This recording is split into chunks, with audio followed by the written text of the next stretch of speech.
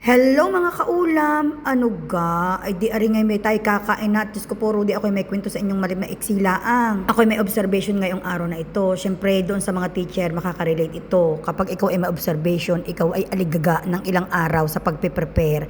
Aligaga sa lahat. Siyempre, hindi mo alam kung ano magiging feedback sa iyo. Siyempre, ay mag-observe ay mga leader yan. Ngayon, dahil nga observation, si kaulam ay hindi nakakain sa school ng kahit na ano. Talaga naman mga kaulam, pagdating ko pala ang sa school ng 6:30, pandali na ng paghahanda ng lahat. Ang problema, yung subject before ng observation ko, ay ako'y sa year 1 may turo. May library lesson ako sa year 1. Siyempre sa baba, yun ay tapos ipagkatapos ng year 1 ko, tatakbo na akong pataas dahil nandoon na pala sa classroom ko ang mag-o-observe. Diyos ko po, Rude. Ay kailangan kong ihanda ang mga estudyante, ang classroom, mahigpit. Dahil before ng observation, ang lesson nila ay PE. Hindi pa sila makalabas ng classroom para mag-PE sa field dahil sobrang init pa.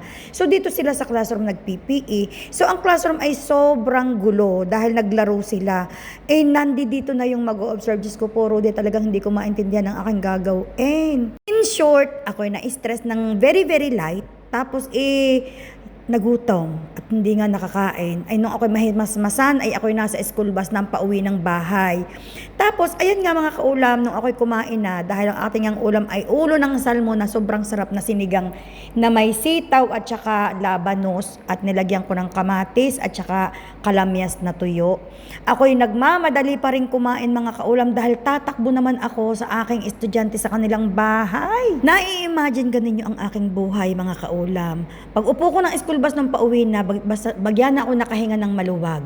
Natapos ang observation, nakauwi ang mga bata ng maluwalhati, alhamdulillah, at sana'y makapasok ngayong araw na ito ng maluwalhati ulit. Tapos pagdating ng bahay, iisipin ko kailangan kong magmadali dahil nga ang sasakyan ay nasa labas ng bahay, sobrang init, kailangan kong makarating agad sa sasakyan pagkakain para hindi mainit na mainit dahil kararating din lang ng asawa ko.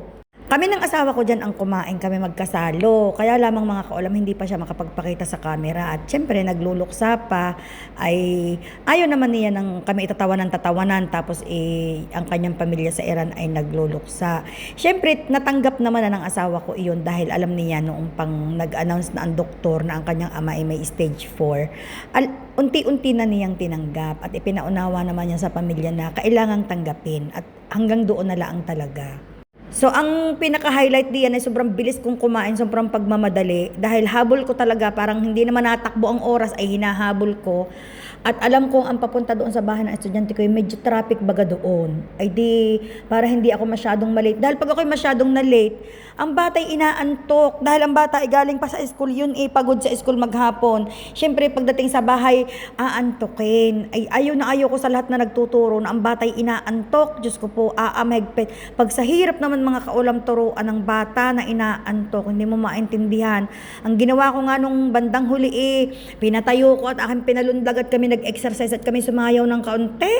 Di napatawa ng kaunti sa kanyang sarili at bakit daw kami dalaway nasayaw. Kakoy sadyang kailangan nating sumayaw at para tayo hindi antukin. Napapatawa talaga yung magulang dahil alam niya kung bakit ko ginagawa iyon dahil ang kanyang anak talaga'y napikit na nung ako'y dumating. Ramdam na ramdam ko naman din ang pagod ng bata. Siyempre mga kaulam, 8 lessons isang araw ang kanilang tinatapos sa school. Plus may kaunti pa yung laro. Siyempre ang bata ay exhausted na rin iyan. Sa init pa rin din ng panahon.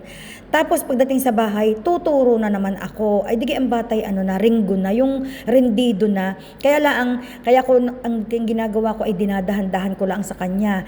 Sinasamahan ko ng paunti-unti o pagkatapos ng isang lesson, manood kami ng kaunting ng 2 minutes video clip na mga paborito niyang video na mga nakakatawa. Ang ginagawa ko, ipinaalam ko naman yun sa magulang na kailangan ko yung gawin dahil ang bata, pang 9 na lesson na yung sa akin na iyon. Hindi lang naman isang lesson ang ginagawa ko sa bata. Math, English, Science din. So, bali 3 lesson pa iyon. Digay ng bata ay nakakaawa na.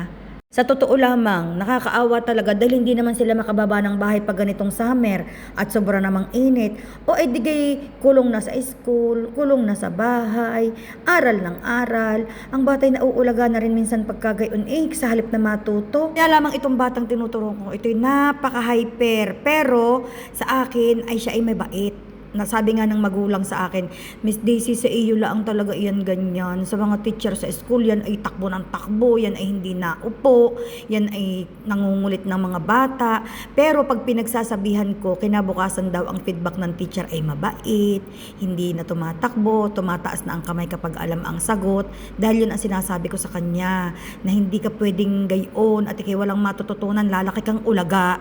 Pag ikaw ay hindi nakinig sa teacher, lalaki kang ulagang wala kang alam. Sinabi ko talaga sa kanyang gayon.